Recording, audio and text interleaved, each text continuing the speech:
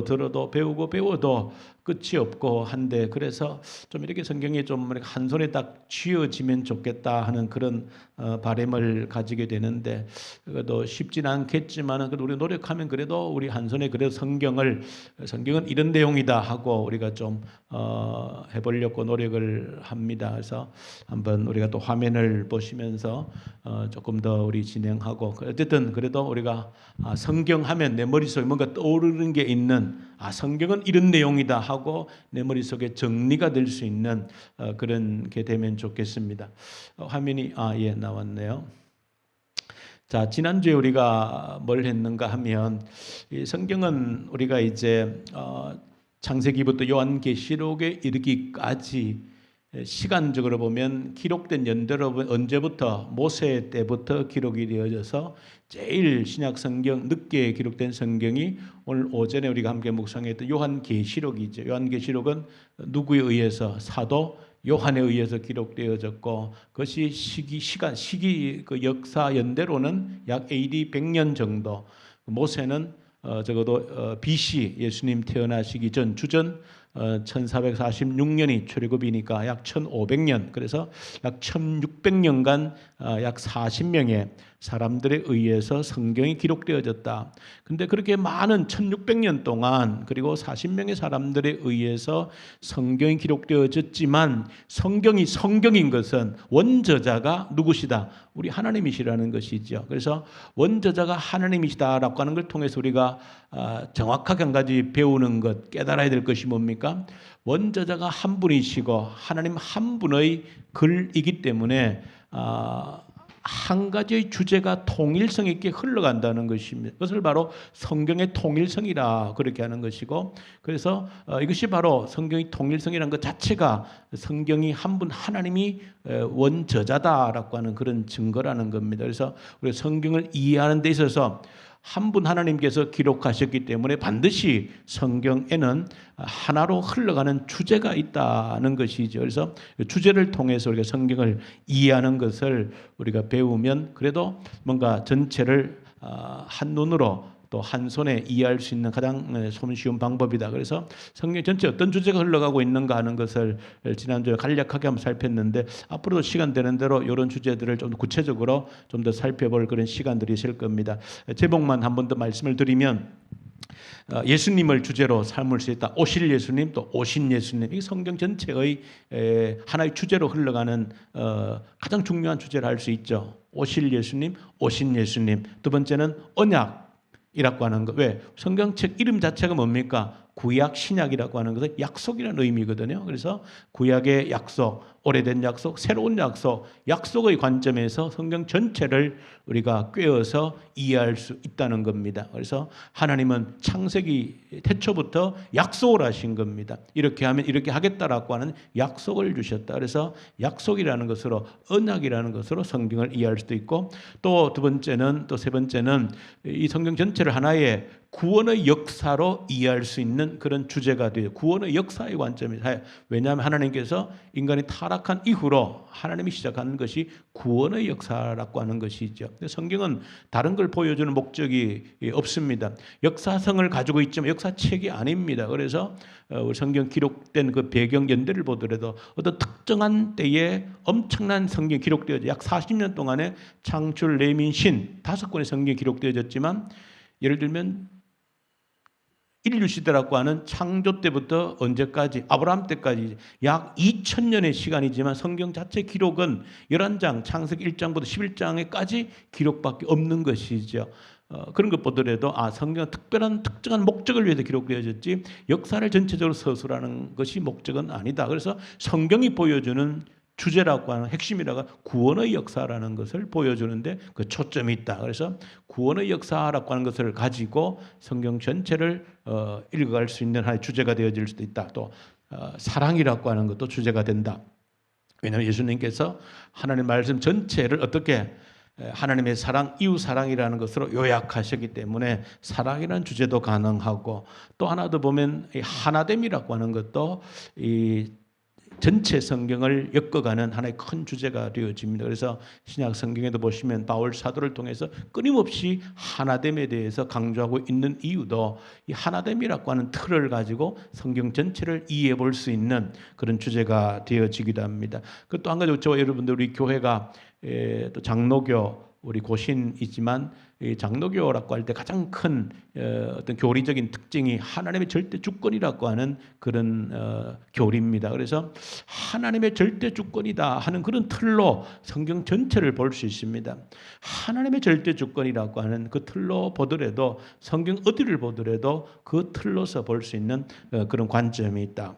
여러 가지 이런 성경에 이제 주제들이 있는데 이 모든 주제들을 하나로 통합할 수 있는 그런 주제가 없겠는가 할 때에 바로 하나님의 나라다. 이렇게 한번 이제 여러 가지 주제들을 통합해서 이렇게 한번 설정할 때 하나님 나라다. 많은 성경을 연구하신 성경학자들이 여러 가지 다양한 주제들이 있지만 하나로 통합해서 하나를 얘기할 때 하나님의 나라 그렇게 한번 우리가 정의할 수 있다는 겁니다. 왜냐하면 사실 하나님의 나라라고 하는 것이 우리 구약 성경을 읽으면 이 하나님 나라, 천국이라는 단어를 거의 찾아볼 수 없습니다.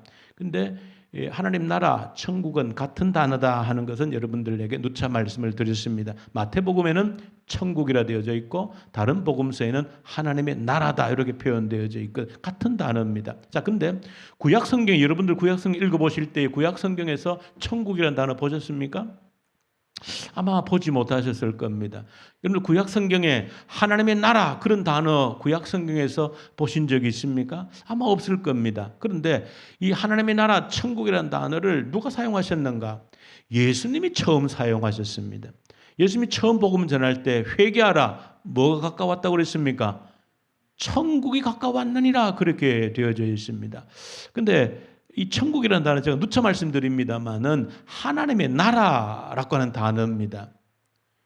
그걸 갖다가 마태복음에서는 마태복음의 저자가 마태는 유대인들을 대상으로 성경을 기록했기 때문에 유대인들은 하나님이라고 하는 단어 자체가 그냥 두려움의 대상 그 자체이기 때문에 유대인들한테는 하나님의 이름을 직접 쓸 수가 없는 겁니다. 하나님 나라 그러면 유대인들은 두려워서 제3계명이죠. 여호와 이름을 망령되이 일컫지 말라. 이게 너무너무 두려워서 뭐 말 입에 이렇게 올리지도 않습니다. 그러니까 유대인들을 대상으로 쓰기 때문에 하나님이라는 단어 대신에 하늘이라는 단어를 쓴 겁니다. 그래서 하늘천에서 천국이 되어진 거죠. 근데 이런 이해가 조금 부족하다 보니까 우리나라 성도들이 오해가 되어지는 것이 천국 그러면 이제 그냥 머릿속에 아예 뭐 이렇게 박혀 있어요. 뭐라 생각하면 천국은 죽어서 가는 곳이라고 머릿속에 이제 각인이 되어져 있는 오해입니다. 오해고 성경을 잘못 이해하는 겁니다. 성경에서는 천국이 물론 우리 죽고 난 이후에 가는 곳이 있지만 예수님 말씀하신 천국은 죽고 난 이후면 가는 게 아닙니다. 회개하라 뭐하라? 천국이 가까워졌을 때에 죽고 나서 가는 곳이다. 그렇게 말씀하지 않은 겁니다. 예수님이 지금 설교를 듣는 민중 백성들에게 회개하라. 그럼 지금 회개하면 천국이 너희들 임했다. 그렇게 설교하신 것이거든요. 그래서 예수님이 하나님의 나라를 천국이라는 단어로 그렇게 사용하셨고 재밌는 것은 여러분 찬송가에 보시면 나중에 집에 가서 한번 확인해 보십시오. 그리고 조금 이렇게 좀 오해를 불러일으키는 건데 뭔가 하면 찬송가 맨 앞에 보시면 찬송가 여러 이제 장들을 주제별로 분류를 해놓는 게 맨 앞에 있죠. 있는데 거기에 어떻게 분류를 해놨는가 하면 천국에 대한 분류하고 하나님 나라에 대한 분류가 별도로 되어져 있습니다. 이것도 사실 우리에게 오해를 불러일으키는 겁니다. 이런 것들 여러분들이 조금 이게 우리나라 한국 그리스도인들이 천국 그러면 무조건 미래에 죽고 난 이후에 가는 곳으로만 이해를 하고 있는 잘못된 측면이 있고 그러니까 성경 찬송가에 아예 하나님 나라 분류하고 천국이라는 분류를 별도로 해놓은 근데 성경은 절대 분류가 따로 되어져 있지 않다는 것을 기억하셔야 되고 어쨌든 하나님의 나라 천국이라는 단어는 예수님이 처음 도입하신 겁니다. 다음에 조금 더 시간 내고 구체적으로 설명을 드리겠습니다. 어쨌든 중요한 건 예수님이 왜 도입하셨을까요? 예수님은 적어도 하나님 자신으로서 모든 구약 성경의 흐름을 가장 잘 아시는 분이시죠. 그러니까 예수님께서는 성경 말씀 구약 성경의 예언서와 그다음에 시편과 율법의 모든 핵심이 뭐라고 요약하신 겁니까? 하나님 사랑, 이웃 사랑이라고 예수님께서 성경을 정확하게 요약하신 것은 예수님이 그만큼 말씀의 구약 성경에 정통하신 분이기 때문에 그 요약을 한 겁니다. 두 문장으로. 그렇게 구약 성경에 정통하신 예수님께서 첫 마디로 이 땅에서 복음을 전할 때 회개하라, 뭐 가까이 왔다? 천국이 가까웠다. 그 말은 하나님의 나라가 가까이 왔다라고 전파를 한 것이거든요.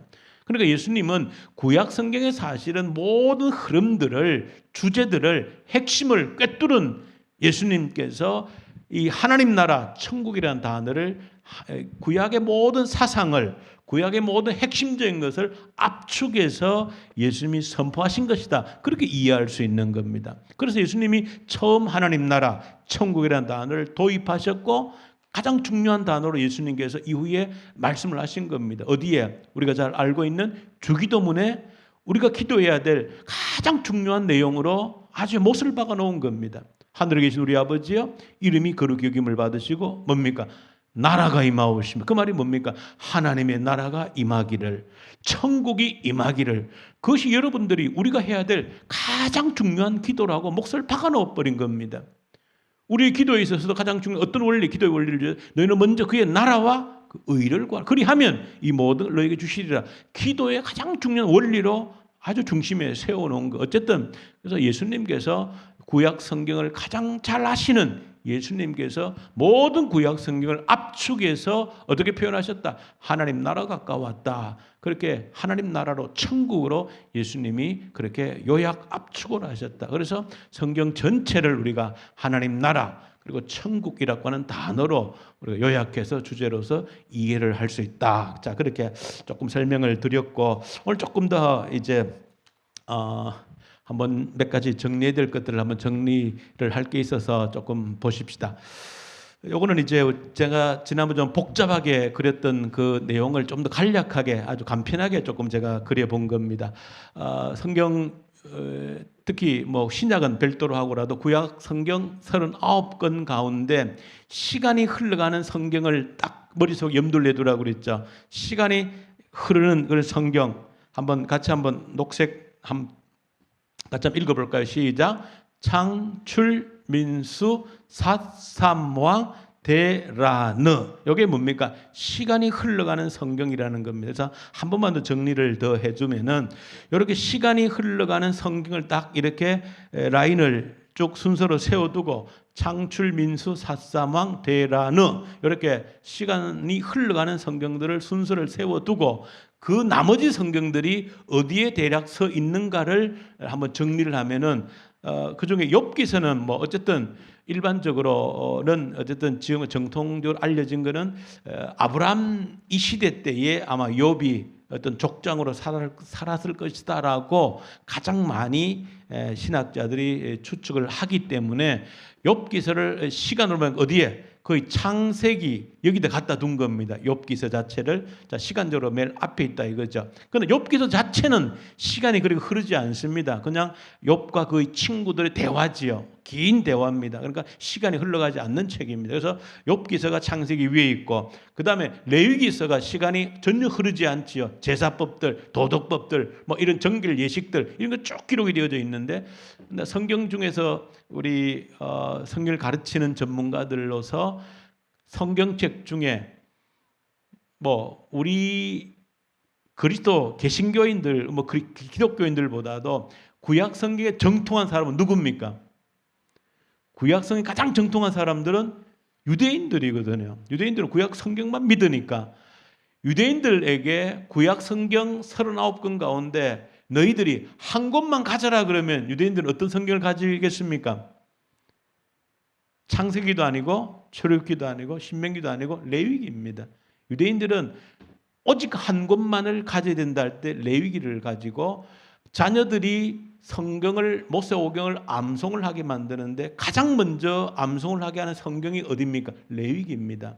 이 가장 중요한데 사실 우리는 조금 우리하고 멀다 생각. 저도 마음의 계획은 이 레위기를 제대로 한번 또 배워볼 수 있는 어쨌든 시간을 어쨌든 가져야 된다. 어쨌든 레위기는 그만큼 유대인들이 가장 중요한 성경으로 이렇게 가슴에 왜냐 거기에서 모든 것이 다 나왔다고 생각하는 겁니다.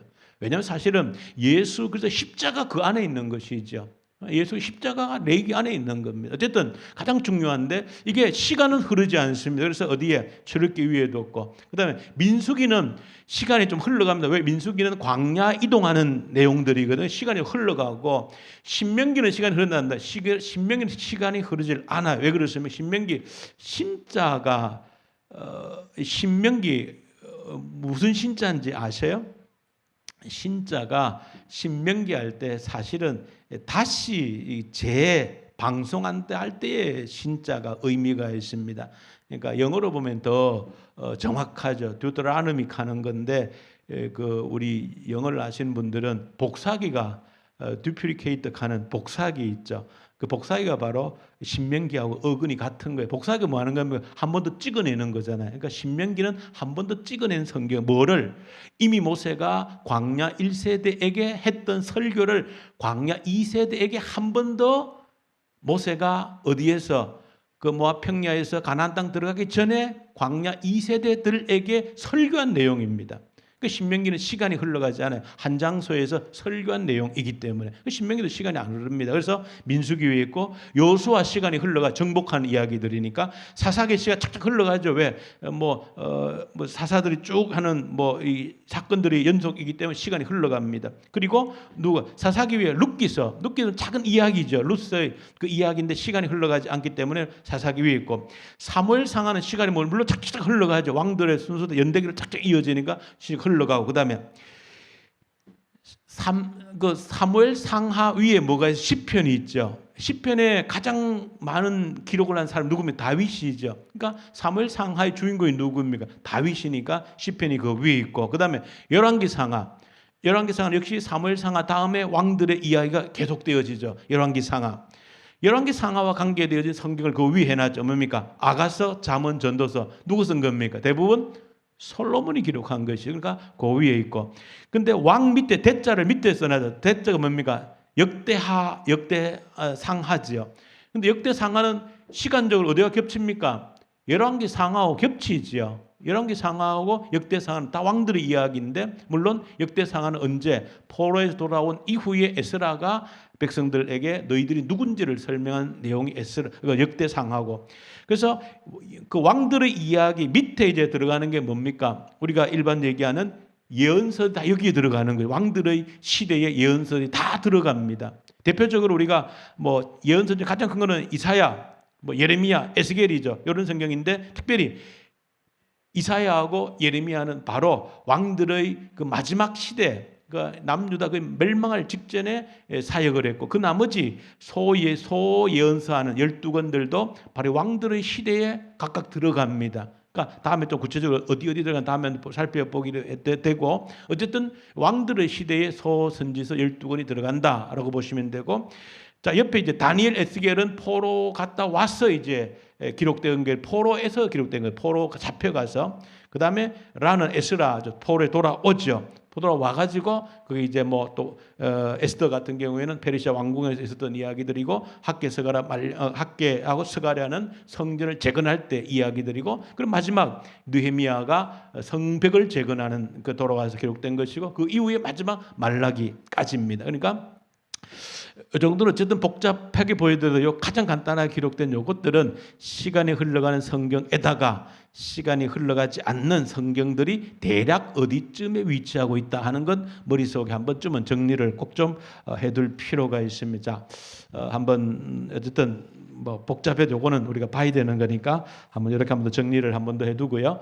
자, 오늘 조금 더 보니까 좀 더 복잡해질 수 있는지 모르겠는데, 그래도 구약 성경을 또 이해하려면 분류를 안 해볼 수가 없습니다. 구약 성경 분류를 조금 해봐야 되는데, 자, 이것도 전통적으로 제가 분류한 것을 기본적으로 다 이렇게 그대로 했고요. 구약 성경만 분류되는 건 머릿속에만 있으면 신약 성경은 더 간단하니까.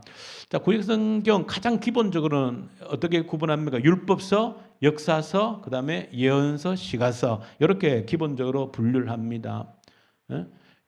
뭐라고요? 율법서, 모세오경, 창출, 레민신 5권, 그다음에 역사서, 그다음에 예언서, 시가서, 이렇게 구분하는데, 옆에 제가 내용 책들이 어떤 것이 있는가 하는 것을 그 약자로 다 기록을 해두었습니다. 자, 여기서 우리가 구약 성경 분류를 율법서, 그다음에 역사서, 그다음에 뭐 예언서, 시가서 했는데, 시가서는 시라는 거는 그야말로 시적인 어떤 그런 작품들이라는 의미에서, 문학 작품이라는 의미에서 시가서, 이거는 뭐 우리가 아는 것처럼 욥기, 시편, 잠언, 전도, 아가서를 여기에 분류를 하고, 중요한 건 이제 제가 여기 보시면은 역사서, 예언서 했는데 밑에 가로에다가 뭐라 적어놨습니까? 역사서에다가 전기 예언서다. 그 다음에 예언서에다가는 후기 예언서다. 이렇게 제가 분류를 갈로에서 해놨는데, 이렇게 해놓은 거는 일반적으로 우리가 이때까지 교회에서 분류를 할 때 그냥 크게 율법, 역사, 시가, 예언서 구분하는데, 유대인들은 사실은 역사서를 전기 예언서라고 분류를 하는 겁니다. 유대인들은 전기 예언서, 예언서는 우리가 소위 아는 예언서를 후기 예언서라 이렇게 분류를 하는 거예요. 이렇게 분류한 이유가 어디 있는가 하면 이것 때문에 먼저 우리가 용어를 하나 헷갈리지 않아야 되는데, 천국, 하나님 나라도 마찬가지고 또 하나가 바로 이 단어입니다. 이 단어를 우리가 염두를 해둬야 되는데, 예언이라 할 때 여러분들 한자를 제가 기록해 뒀는데, 위에도 예언이고 밑에도 예언입니다. 그런데 위에 예언은 그야말로 우리가 쉽게 이해하듯이 미래를 말한다 할 때 예언을 저렇게 씁니다. 미리 예자입니다. 미리 말한다는 것이죠. 예언이라고 그럽니다. 근데 밑에도 예언입니다. 이거는 뭔가 우리가 흔히 쓰는 단어, 이 예자는 뭔가 하면 은행에서 쓰는 단어죠. 예금, 돈을 맡긴다는 것이죠. 할 때 저 예자를 씁니다. 그래서 그럼 우리가 성경에서 쓰는 예언이라고 할 때에 위에 예언일까요? 아래 예언일까요? 어느 게 더 가까울까요? 여러분들 기독교 어떤 성경 사전도 보시면 위에 예언으로 기록해둔 성경 사전이 오히려 있는데, 근데 우리가 성경을 제대로 이해하려고 하면 위에 예언이 아니고 사실은 밑에 쓰고 있는 저 예언입니다. 맡긴다는 의미예요. 왜냐하면 우리가 예언서 아까 분류할 때 보셨죠. 17건이 있는데 17건 가운데 어떤 학자가 쭉 조사를 했는데, 이 예언서를 쭉 조사를 해보니까 어떤 게 나오는가 하면 실제적으로 92%는 뭔가 하면 현재 일어난 일에 대해서 말하고 있는 내용입니다. 그러니까 17건의 구약 예언서를 다 일일이 분석을 해보니까 92%는 미래가 아니고 현재 지금 일어나고 있는 일을 얘기하고 있다는 겁니다. 그게 너무너무 중요합니다. 그리고 7%가 그야말로 이제 미래에 대한 예언이에요. 7%가. 그러면 이 92%, 7%, 99%였죠. 1%는 뭘까요? 이제 예수 그리스도 메시아에 대한 예언을 담고 있는 겁니다. 그러니까 이 우리가 알고 있는 예언서라고 하는 17건의 소예언서 12건, 뭐 대예언서 5건에서 17건의 예언서를 다 조사를 해보니까 현재에 대해서 기록하고 있는 것이 92%라는 겁니다. 그야말로 우리가 미래적인 일이라고 생각하는 건 7%밖에 안 되는 거예요. 1%는 뭐 예수 그리스도에 대한 메시아 예언이고, 그러니까 우리가 알고 있는 예언자들이 미래에 대한 것만 얘기한 건 대부분은 현재 일어나고 있는 일을 말하고 있다는 겁니다. 그래서 우리 한자로 구분해서 굳이 쓴다라고 하면 위에 게 아니라 밑에 게 맞다는 것이죠. 그러니까 예언자가 누굽니까? 미래를 예언하는 자가 아니고 은행에서 돈을 맡아두듯이 하나님의 말씀을 맡은 자가 예언자라는 겁니다. 굉장히 중요한 겁니다. 그러니까 예언자는 미래를 그냥 점치듯이 말하는 자가 아니고 하나님의 말씀을 맡은 자가 누구다? 예언자라는 겁니다. 그러니까 한자로 굳이 쓴다라고 하면 위에 예언이 아니라 아래에 있는 예언이라고 쓰는 게 훨씬 더 성경을 이해하는 데 적합한 한자라는 것이죠. 예언자는 하나님의 말씀을 맡은 자라고 하는 겁니다. 자, 그렇게 예언이라는 단어를 이해를 해두고 앞에 분류를 한 번 더 보시면은 조금 더 이제 우리가 이해를 할 수 있는 거예요. 역사서를 그거는 왜 전기 예언서라고 그러고 밑에 우리가 알고 있는 기존 예언서를 왜 후기 예언서라고 그러느냐? 그러면 역사서가 뭡니까? 어디가 역사서죠? 여호수아, 사사기, 룻기부터 어제 사무엘 상하, 열왕기 상하, 역대 상하 이런 걸 가지고 뭐라고 그럽니까? 역사서라고 그러거든요. 자, 그러면 이런 역사서가 어떤 의미를 담고 있습니까? 성경 여러분 한번 보십시오. 여호수아서를 보고 사사기서를 보고 사무엘상, 열왕기상 왕들의 역사 뭘 얘기하고 있는 겁니까? 그 내용이 뭔가 하면 이제 그 내용을 하기 전 한 가지 더 확인해야 될 게 하나 더 있죠. 저 이제 구약 성경 분류할 때 제일 위에 보면 율법서죠.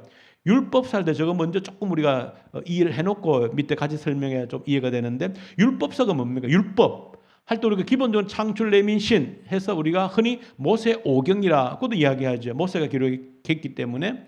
자, 근데 율법이라는 달, 그래도 한 번 더 정리를 하고 가는 거죠. 율법이 뭡니까? 왜 율법이라는 좀 어렵죠. 여기 한번 보십시오.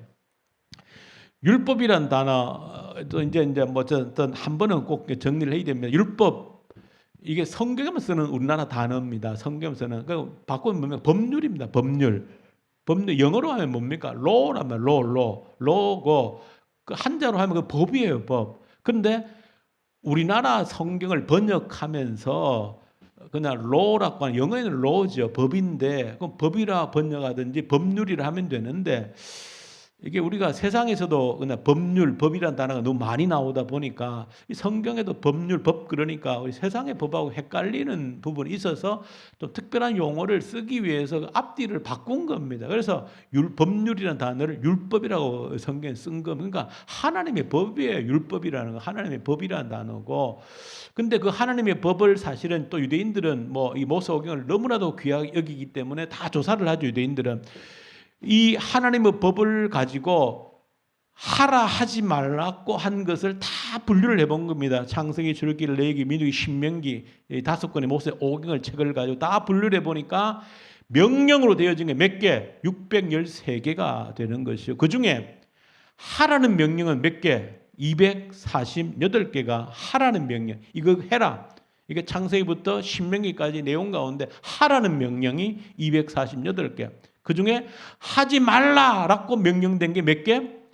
365개. 하루 한 가지만 안 하면 1년 동안 안 하면 딱 맞죠. 365개가 하지 말라는 명령이라는 거. 그래서 613개의 명령이 바로 이 모세오경에 담겨져 있는 하나님의 법입니다. 자, 왜 제가 먼저 이걸 설명을 드리는가 하면 법이 뭐다? 하나님이 우리에게 주신 법이라는 겁니다. 법은 언제 누구에게? 출애굽한 자기 백성들에게 하나님이 주신 것이 이 법입니다. 근데 성경은 재밌게, 여러분들 혹시 뭐 법을 공부를 해보신 분이 계십니까? 우리나라 뭐 법전, 뭐 여러분 공무원 시험 무슨 법무사나 예를 들면 어떤 또 검찰직 공무원 치면 뭐 법무, 행정법, 여러 법, 민사법, 형사소송법, 법을 공부하죠. 근데 그런 법전을 보면 어떻게 되어 있습니까? 뭐 우리나라 그냥 기본 법전 있는 대로 막 항목별로 몇 조 몇 항에 쭉 어떤 그런 것들을 공부를 하고 외우고 그렇게 하죠. 근데 성경의 법은 창세기부터 신명기까지 나와 있는데 뭐 1조, 뭐 2조 무슨 이렇게 되어 있진 않지요.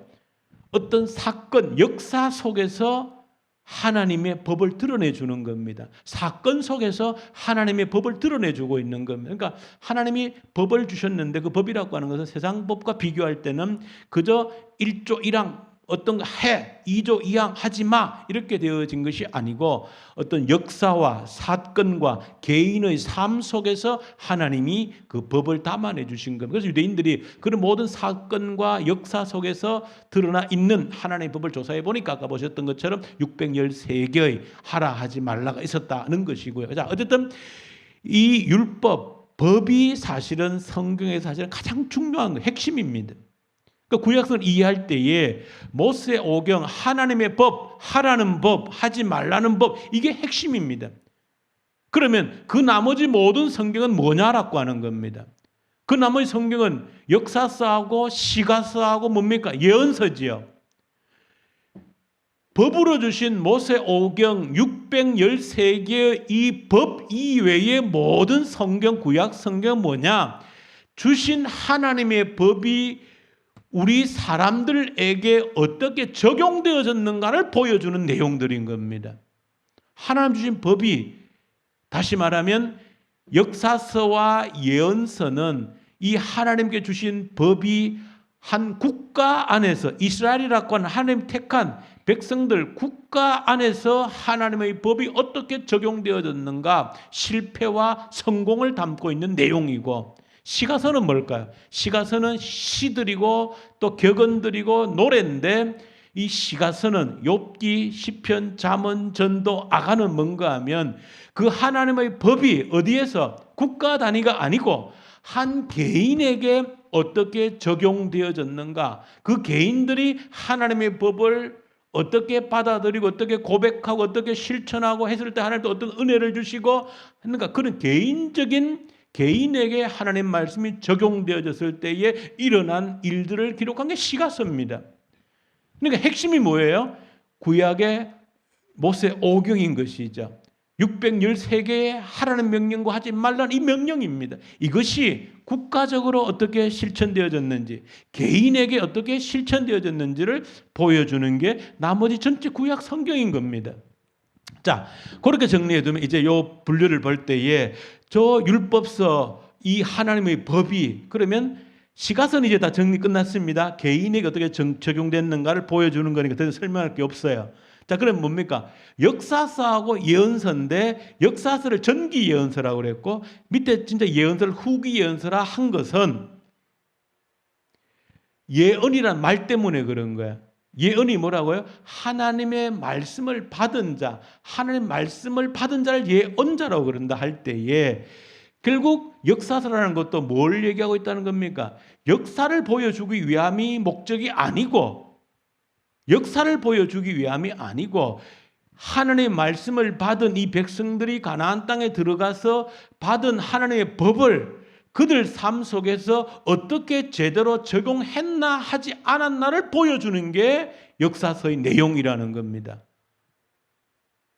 그러니까 역사서가 다른 역사가 아니고 하나님의 말씀이 적용된 역사라는 거예요. 다른 어떤 왕조를 보여주는 목적이 아니고 어떤 개인적인 왕조가 나타난다 할지라도 개인의 왕조를 보여주기 위함이 아니고 그 개인의 왕조가 어떤 위대하냐 얼마나 잘못되었느냐가 초점이 있는 게 아니고 그 왕조가 하나님 말씀을 법을 어떻게 제대로 받아내었는가, 성공했는가, 실패했는가, 제대로 순종함으로 하나님의 복을 받았는가, 실패함으로 벌을 받았는가, 이걸 기록하고 있다는 것이죠. 그러니까 역사서라는 게 다른 역사가 아니고 하나님 말씀, 하나님의 법이 적용된 역사라는 겁니다. 그게 이제 그래서 하나님 결국 말씀이 어떻게 적용되어졌는가를 보여주기 때문에 전기 예언서다, 그렇게 이름을 붙이는 거예요. 그 후기 예언서, 예언서는 뭡니까? 그 역사가 이제 하나님 말씀이 적은 역사가 있는데 진짜 예언자들이 나타나가지고 이사야가 예레미야가 나타나, 예언자는 뭐라고요? 미래를 예언 말하는 자가 아니고 하나님 말씀을 맡은 자라는 말이에요. 이 자들이 나타나가지고 말씀이 제대로 적용되지 않은 그때에 나타나서 뭐 하는 자들입니까? 잘못되었다라고 외치는 자들이 바로 진짜 예언자들인 거야. 너희들이 지금 잘못 살고 있다라고 지적하는 자들이 예언자들인 겁니다. 왜? 예언자들은 하나님의 말씀을 맡은 자들이므로 이 백성들 지금 하나님의 말씀을 제대로 적용하고 있지 못하다, 너희들이 잘못하고 있다 라고 하는 것을 지적하고 있는, 너희들이 회개하고 돌이키지 않으면 망한다라고 말하고 있는 이 사람들의 역할이 바로 이 예언자들의 역할이라는 겁니다. 그래서 이 예언자들이 한 예언서들 후기 예언서라 그렇게 얘기하는 거예요. 그러니까 전기 예언서도 하나님 말씀이 적용된 역사들이고 후기 예언서는 그 하나님 말씀 적용되는 현장에서 잘못되었다라고 지적하고 있는 역할을 하고 있는 자들이 예언자들이라는 겁니다. 자, 그런 측면에 보면 이제 다 정리가 끝난 것이죠. 구약성의 핵심은 하나님의 법을 모세 오경이고 나머지 역사서라고 하는 것은 자기 백성 가운데 하나님 말씀이 어떻게 실패와 성공의 역사를 기록했다는 것이고, 시가서는 개인적으로 어떻게 그것이 적용되어졌는지를 보여주는 것이 시가서이고, 예언서들은 말씀을 맡은 예언자들이 나타나서 잘못되고 있는 그 시대에 나타나서 회개를 촉구하고 멸망을 촉구하고 돌아올 것을 외쳤던 자들의 사역들이 바로 이 예언자들의 사역이라는 겁니다. 자, 이렇게 정리하면 구약 성경을 제가 볼 때 가장 내용적으로 정확하게 여러분 적용할 수 있다 하는 생각이 듭니다. 자, 오늘 여기까지만 우리 공부를 할 터인데요. 이제 구약 성경 좀 복잡하지만은 시간의 흐름수 창출 민수 삿삼왕 대라느 딱 정리해 놓고 거기에 이제 좀 앞뒤로 어떤 성경이 배치게 되는 걸 머릿속에 그려놓고 분류 핵심이 하나님의 법, 모세 오경이다 하는 성경이 이제 나라를 배경으로 개인을 배경으로 어떻게 적용되어졌는지, 그리고 말씀을 맡은 예언자들이 나타나서 그 시대를 책망하고 징계하고 회개를 촉구하는 그런 내용들로 구약 성경이 정확하게 구성이 되어져 있다 하는 것 알면 머릿속에 이제 어느 정도 구약 성경 이런 구조를 가지고 있구나 하는 게 머릿속에 좀 정리가 될 줄로 믿습니다. 다음에 한 번 더 시간 되면 신약은 더 간단하니까 우리 간략하게 한 번 더 정리를 하고, 어쨌든 전체적으로 우리가 성경을 한번 머릿속에 윤곽을 잡고 전체 틀을 이해하는 데 도움이 되는 그런 시간이 되면 좋겠습니다.